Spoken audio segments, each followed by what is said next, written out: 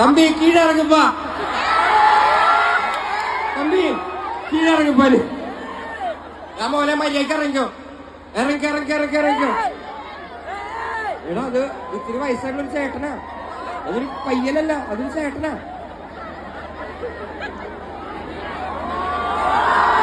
ആരാധനയാകാം, പക്ഷെ അന്തമാകരുത്. ഒരു സൂക്കേടാണ്, എന്തൊക്കെ സൂക്കേടാന്ന് ആലോചിച്ച് നോക്കി. പൊക്കത്തും കയറി കണ്ടിട്ട് തന്നെ പേടിയാവും.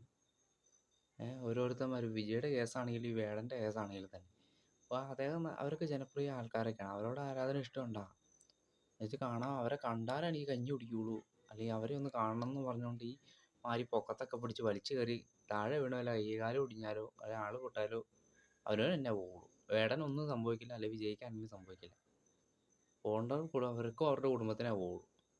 ചുമ്മാ ആവശ്യമില്ലാത്ത പരിപാടികൾക്കൊന്നും പോകാണ്ടിരിക്കുക. നമുക്ക് ഇഷ്ടമുണ്ട്, കാര്യമാണ്, അവരെ ആരാധിക്കേണ്ട, അവരുടെ പരിപാടി പോകണ്ട, അവരെ കുറിച്ചൊന്നും കേൾക്കണ്ടെന്നൊന്നും ഞാൻ പറയുന്നില്ല.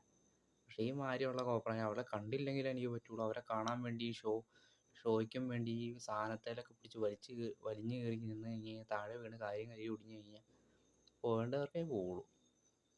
വേണമെങ്കിൽ പരിപാടി പോയി കാണുക. അത് പ്രത്യേകിച്ച് കണ്ടില്ലെങ്കിൽ ഈ മാതിരി തിരക്കുള്ള സ്ഥലത്തേക്കൂടെ അധികം പോകാതിരിക്കണമായിരിക്കും നല്ലത്.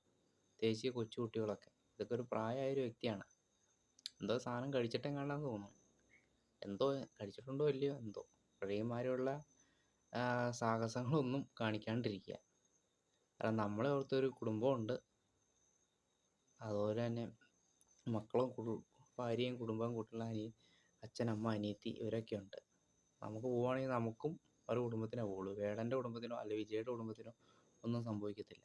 വേടനോ വിജയിക്കോ ഒന്നും സംഭവിക്കില്ല, അവരുടെ കുടുംബത്തിനോ ഒന്നും സംഭവിക്കില്ല. നമുക്കോ നമ്മുടെ കുടുംബത്തിനായിരിക്കും സംഭവിക്കുക.